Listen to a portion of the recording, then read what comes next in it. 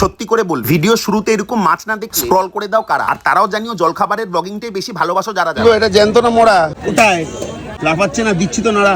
ভালো করে আগে ইয়ে করো তো। ওই যে যেভাবে মানুষ জলে ডুবে গেলে বাঁচায় না, সেভাবে আগে পেটছে। প্রথমেই জ্যান্ত চারাপোনা নিলাম আজ বাজারে গিয়ে। কোনো মাছ খায় না, শুধু চারাপোনা আর কাটাপোনা বাদে। সেই মানুষগুলি আর যেও কমেন্টে একটু টুকি দিয়ে এবারে নিলাম অল্প করেই লোটে, কারণ তোমরা তো জানোই একটা মাছ হয় না আমার পেটে। বাজার শেষ, চলো এবার পড়তে হবে কেটে। কিরে খাচ্ছিস? নে ধর, আজও তোরা রান্না কর।